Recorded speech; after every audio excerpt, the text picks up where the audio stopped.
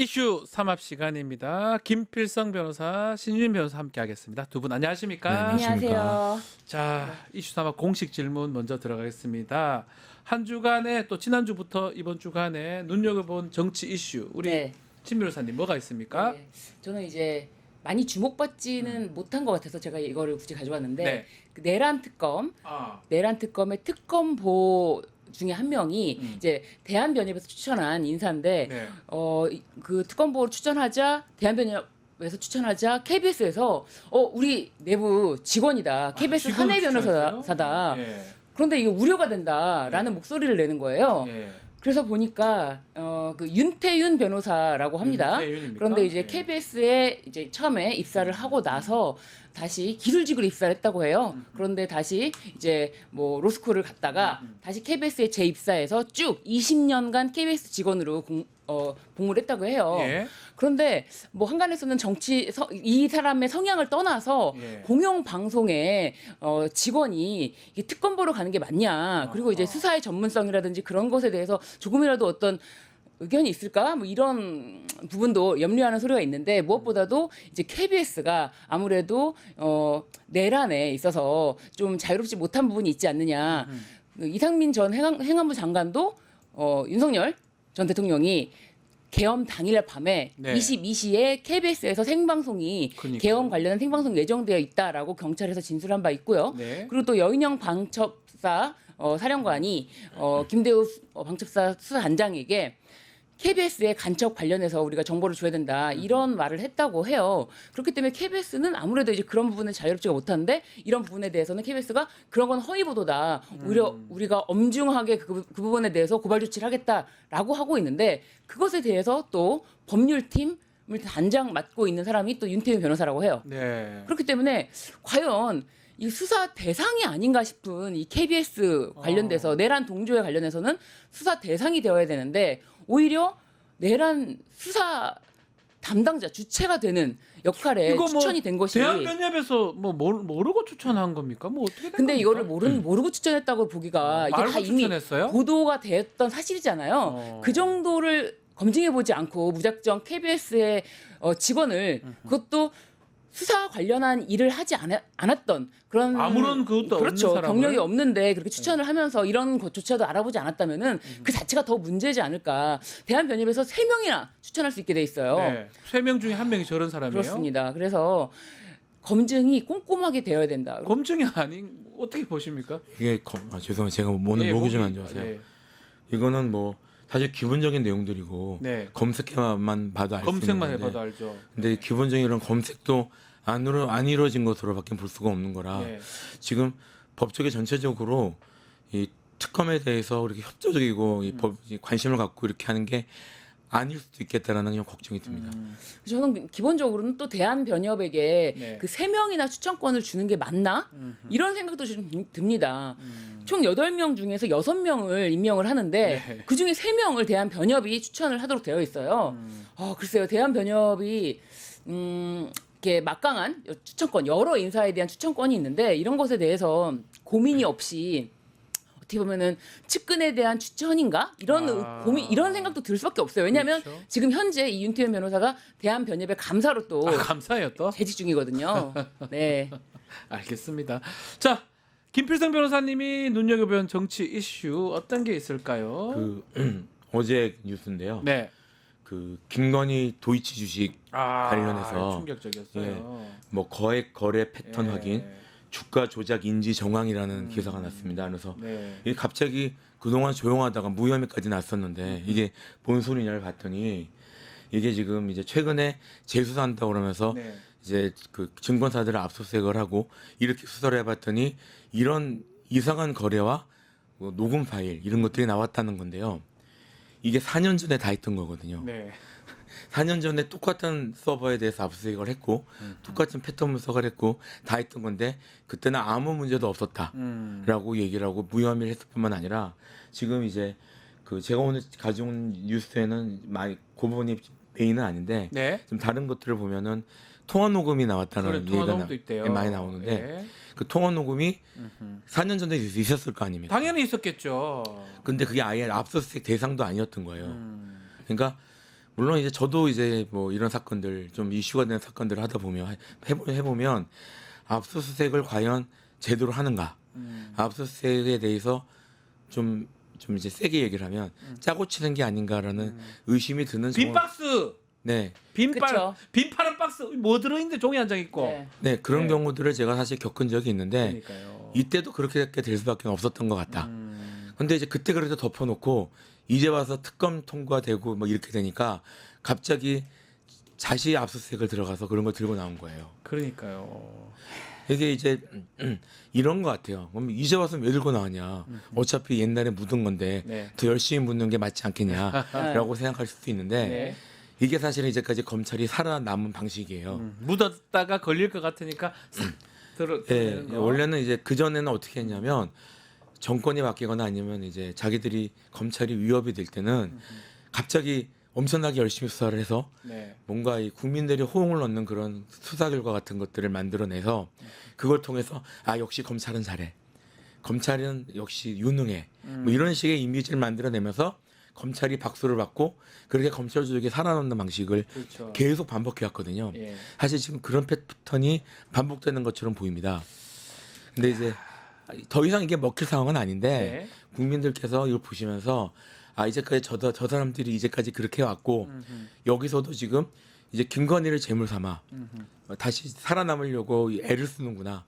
이제 검찰이 다각도로 특검이나 뭐 아니면 그 외 검찰 개혁에 대해서 이게 본인들이 이익을 지키려고 노력하는 그런 정황들이 나오거든요. 그런 것들을 좀 눈여겨 봐주셨으면 좋겠어요. 지금 그러니까 네. 예, 오죽하면은 지금 조선일보에서 네. 그때 김건희 특검 받았으면 윤 아직도 대통령이었을 텐데 아, 하면서 얼마나 그러니까요. 아쉬운지 아유 그냥 특검 받지 그때 특검 받았으면은 차라리 지금도 윤석열은 대통령이었을 텐데 너무나 지금 후회와 회한이 담긴 그런 칼럼을 기재했더라고요. 근데 검찰도 대단한 것 같아요. 뭐 저도 그런 생각은 들어요. 애써 외면한 건가 같기도 하고 네. 또 지금은 살아야 되니까 네. 또 찾아낸 것 같기도 하고 어쨌든 그게 어쨌든 간에 경위가 어쨌든 간에 국민들은 다 쳐다보고 있다. 그러면 검찰을 누가 믿겠습니까? 그렇죠. 검찰 해체론이 네. 더 이야기가 나올 수밖에 없도록 지금 계속 이런 모습도 웃기잖아요. 아니 네. 하필이면 그 녹음만 미래에셋 들어가서 이거 서버를 다 압수수색을 했는데 통화 녹음만 딱 빼놓고 온 거예요. 네. 근데 웃긴 거는 이창수 서울중앙지검장이 무혐의 발표할 때 전화 녹음에 대해서도 검토했다라고 그거를 딱 언급을 했었거든요. 그러니까요. 그런 지점을 보면은 전화 녹음 중에 미래에셋에서는 가져오지 않을 것 어떤 그런 시그널이 있지 그럴 않았나. 거 아니냐 이런 의심이 드는 거예요. 그렇죠. 저희도 그런 말씀도 할수 어떻게 있잖아요. 그거를 다시 가서 야 우리 그때 전화 녹음 미래에셋에서 안 가져왔지? 그거 한번 가지러 가자. 이게 어떻게 됩니까? 말이 이상하잖아요. 지금까지 나왔던 수사 자료 중에서 뭐 그런 게 아니라 예. 더 웃긴 건요. 이게 지금 너무 의심을 받을 수밖에 없잖아요. 아니 그러면 알고 안 가져왔던 거 아니야? 라는 의심을 받을까 봐 또 이렇게 흘렸습니다. 우연히 발견했다. 우연히 발견했대. 야, 또 이런 이야기까지. 이거 무슨 참, 우연히 발견했다. 아, 유치합니다, 진짜. 유치합니다. 예, 알겠습니다. 예, 검찰 개혁 또 특검 이런 거 좀 지켜보기로 하고요. 자, 이재명 대통령 G7 정상회 마치고 귀국을 했습니다. 나토 정상회의도 참석할지 말지 그것도 검토를 하고 있다는데 일단은 이재명 대통령의 정상외교 데뷔전이라고 할 수 있는데 G7 두 분 총평 좀 해주시면 좋을 것 같아요. 어떻게 보셨습니까? 두 가지 정도 제가 네. 좀 생각한 게 있습니다.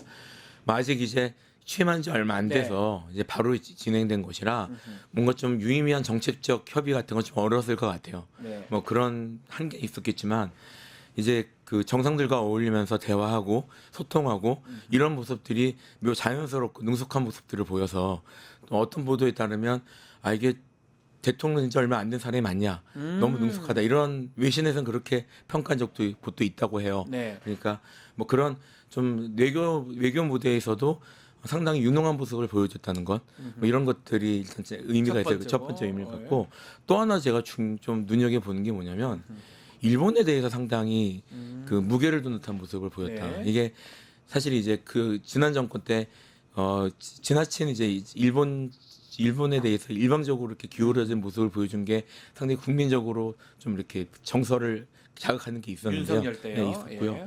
그리고 일본에서는 이제 이재명 대통령이 반일 대통령일 것이다라는 식의 공격들이 많이 들어왔었는데 네.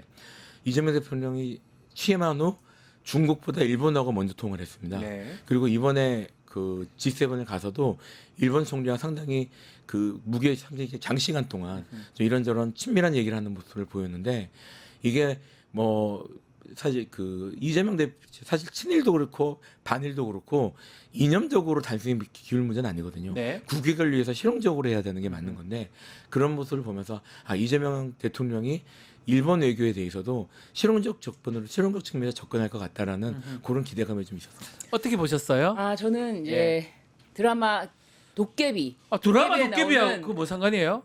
한 구절을 인용하고 싶어서 말씀드리는데요. 깜짝이에요. 공유라고 봤다는 줄 알았어요. 1박 3일 예. 비록 너무 짧았지만 1박 3일이지만. 모든 날이 좋았다. 아. 네네 명대사 아닙니까? 아니 너무 좀 오빠 아닙니까? 연기가 청가인가요? 예. 아니 저는 왜냐하면 직전 윤석열 대통령 비교해 직전 보면. 대통령과 비교할 수밖에 없지 않습니까? 예. 정말 와 정말 이게 너무너무 부끄러워지는 순간들 국제 무대에서 여러 차례 드러나지 않았습니까? 네. 게다가 또 전 윤석열 대통령의 부인 김건희 씨의 그 네. 정말 행보가 또 눈에 너무 띄고 어떻게 국제 무대에서 저렇게 망신을 하고 올 수가 있을까? 이제 그런 어떤 정말 손이 달아 없어질 것만 같은 그런 순간들이 많았는데 이번 이재명 대통령의 데뷔 무대는 거의 너무 아까 이제 우리 김 변호사님 말씀하신 것처럼 너무 능숙하고 그리고 이제 외교에 있어서의 기본은 일단은 서로 간에 아이 컨택 아닙니까? 아이 컨택을 하고 대화를 해야 되는데 예. 윤석열 전 대통령 아이 컨택은 없습니다. 그냥 자신이 준비해 갔던 그것만 그냥 보고 그냥 계속 끝까지 처음부터 끝까지 그냥 거기에만 시선을 주고 절대 정상과 이렇게 눈을 마주치거나 뭐 인사를 한다거나 이런 것도 없고요. 일례로 또 바이든과 자신이 이제 다시 한번 인사를 하겠다면서 네. 졸졸 쫓아다니다가 겨우 이제 뭐 몇 초간 인사를 했던 그런 모습 네. 뒤에 내려오면서 이제 그 모습이 머쓱했는지 뭐 국회에서 이 새끼들이 죄송합니다. 욕하지 마세요. 죄송합니다. 뭐 국회에서 승인 안 해주면은 네. 바이든은 하면 어떡하나 창피해서 그러다가 어떡하냐 국가적 이런 그 비속어 외교적 큰 왕신이 돼버렸죠. 그 바이든이 아니라고 또 예, 그렇게 우기고. 또 우기면서 그런 상황이 생각이 나요. 그래서 네, 그렇습니다. 비교가 된다. 모든 날이 좋았다 이렇게 네 하셨는데 너무나 비교됩니다. 자 말씀처럼 가장 뭐 중요했던 외교 성과는 그동안 단절됐던 외교를 복원했다. 이건 모두 동의를 할 것 같은데요. 대통령실 또한 국익을 우선시하는 실용 외교에서 새로운 길을 열었다라고 다짐을 했습니다. 이야기 한번 들어보겠습니다. G7 정상회의를 통해 이재명 대통령은 총 9개국 정상들과 한 개 국제기구 수장을 만나면서 서로 간의 신뢰를 다지며 무너진 정상외교를 복원했음을 알렸습니다. 앞으로도 이재명 정부는 적극적인 국제협력을 바탕으로 국익을 최우선으로 하는 실용외교의 새로운 길을 열겠습니다.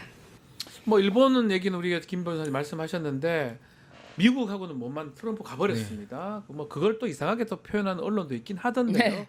어쨌든 트럼프는 나토 정상회의 혹시 간다면 그때 보는 거라고 이렇게 봐야 되겠죠? 네, 그렇게 네. 그리고 물론 이제 그 자리 G7에서 만나는 게 가장 정상적이고 자연스러울 것 같긴 그렇죠. 한데요. 이렇게 된 게 저는 국익적 측면에서 나쁘지 않을 것 같아요. 국익적 측면에서. 네, 왜 그러냐면 이 나토 정상회담에 지금 이게 참가하는지 여부가 뜨거운 감자였어요. 예. 그러니까 이제 나토라는 곳이 그 유럽 정상들이 모여 있는 그런 특히 서유럽 쪽 정상들이 모여 있는 회의이기 때문에 네. 거기에 참석하는 게 분명히 국익에 도움된 부분이 있는데 거기에 참석한다는 거는 러시아나 그러니까 이제 지금 그 나토하고 대립하고 있는 국가들의 또 이제 부정적 시그널을 줄 수 있는 것이라 네. 이게 실용외교적 측면에서 어느 쪽에 맞는지에 대한 평가가 잘 안 나오고 있었는데 네. 지금 이렇게 되면 미국 대통령을 만나기 위해서 신이 우리나라 새로 취임한 대통령이 그 명분으로 간다는 것도 나올 수 있을 것 같아요. 그러니까요. 예, 그래서 이게 나토에 참여하는 것에 대해서 이제 다른 나라들에 대해서도 좀 아하. 적대적인 나라들에 대해서도 어느 정도 명분이 될 수 있죠. 명분이 된다. 네, 어쩌면. 네, 결과적으로 그래서 저는 나토 가는 게 무조건 좋은 게 아니에요. 예. 왜냐 군사 기구에 나토는 북대서양 조약 군사 기구에. 지금 사실 러시아가 지금 맞서고 있는 건 사실은 나토거든요. 나토잖아요. 그러니까 이제 그 제3세계들하고 또 이제 여기 부딪힐 수 있는 그런 게 있어서 이제 걱정을 했던 건데 그렇게 가면 좀 자연스러운 모습이 나올 수 있을 것 같아서 저는 결과적으로 나쁘지 않은 것 나쁘지 같습니다. 않다. 김혜경 여사 얘기 좀 해봐야 될 것 네. 같아요. 아 정말 많은 분들이 김혜경 여사 모습을 눈여겨봤던 것 같아요. 네. 어떻게 보셨어요?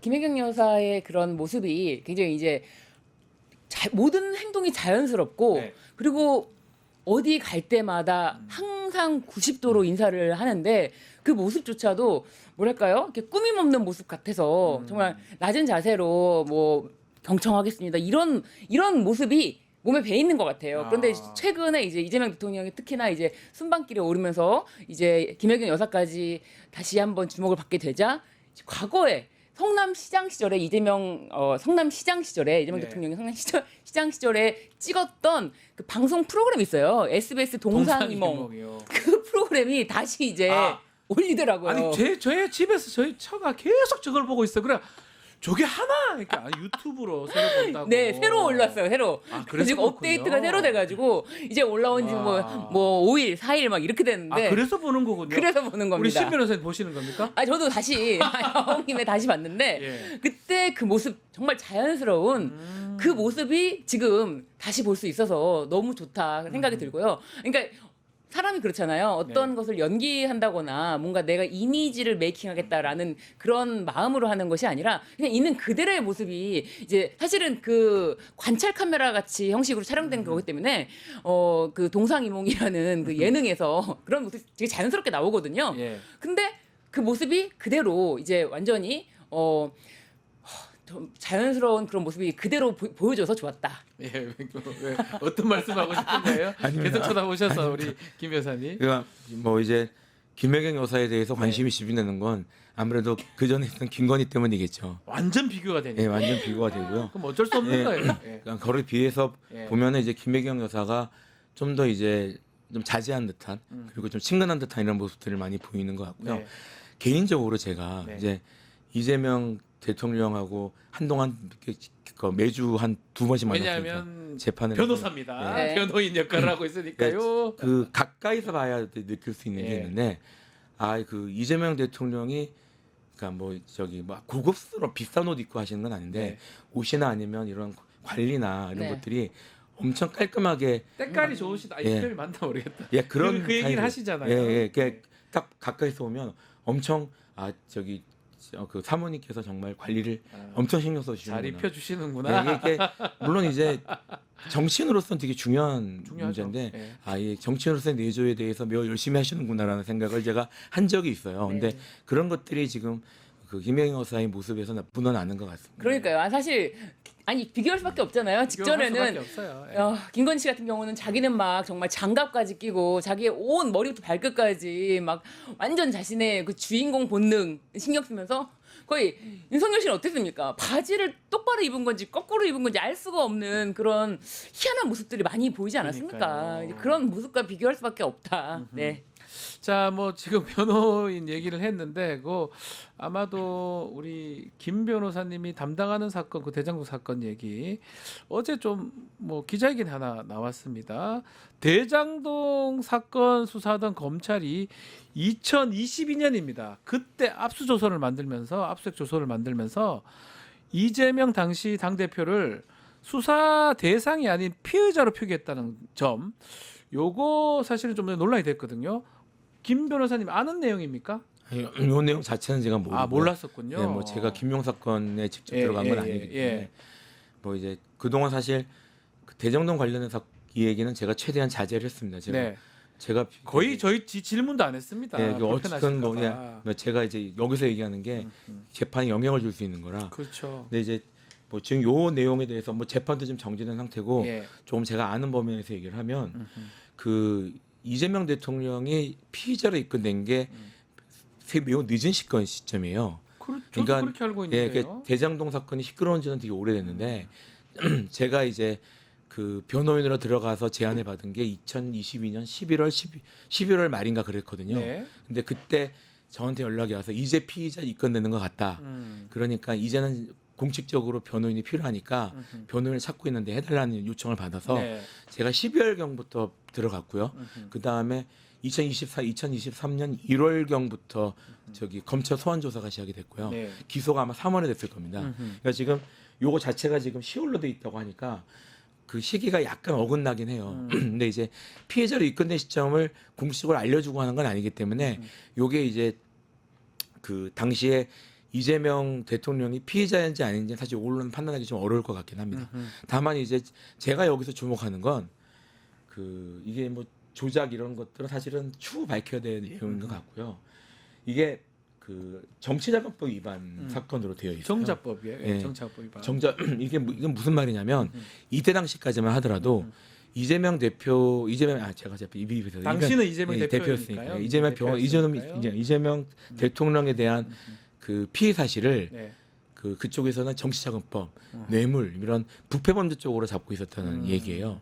근데 결국 기소는 그쪽으로 하나도 기소가 안 됐어요. 다른 걸로 했죠. 예. 업무상 우리가 비밀. 그림 그린다고 하잖아요. 앞서 특수사를 그림 그린다고 검사들 표현하는데 그림을 그린 거예요. 저 사람은 피의자가 되어야 되고 저 사람은 정치자금법 내지 뇌물 범죄가 지금 되기 때문에 근데 그거를 이제 마음속으로만 써가야 되는데 조서에다 다 기재를 해버렸어.